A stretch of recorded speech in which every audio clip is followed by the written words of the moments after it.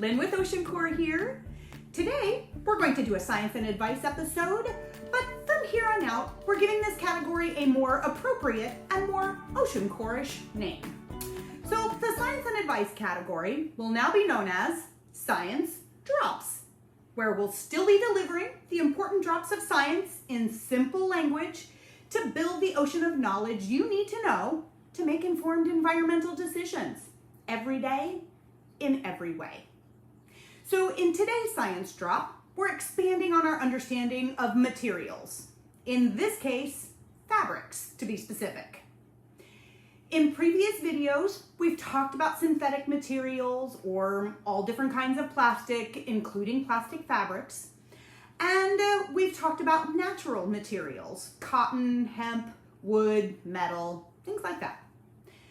Now, I want to talk a bit more about alternative materials or fabrics that are made from natural resources and therefore are considered eco-friendly or eco-friendlier than other things.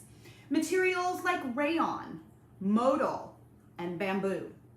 All fabrics that clothes and all manner of other household items are now being made out of. Now, these materials seem, on the surface, like a win-win kind of thing. It's made from a natural resource, it's generally biodegradable and compostable, so that sounds pretty good, right? But, like everything else, there's no silver bullet or perfect solution. So there are a few things we need to know about these natural materials before we purchase them.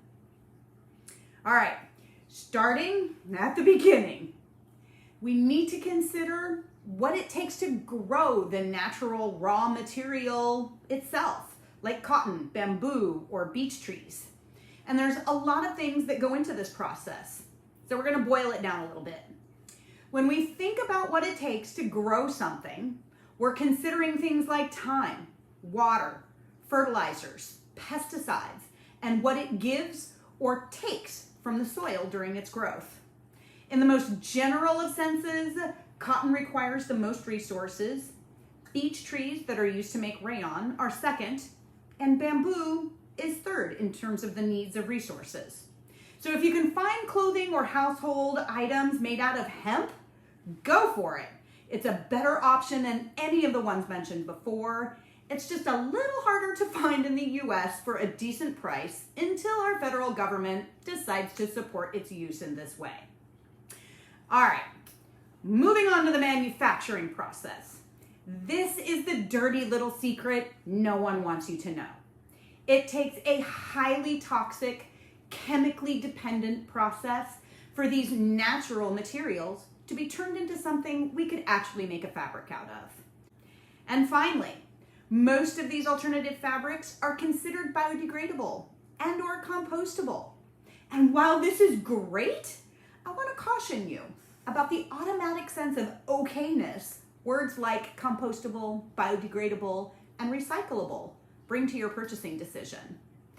The truth of the matter is, with the number of people on this planet using the amount of items we use on a regular basis, the composting and biodegradation processes have a hard time keeping up.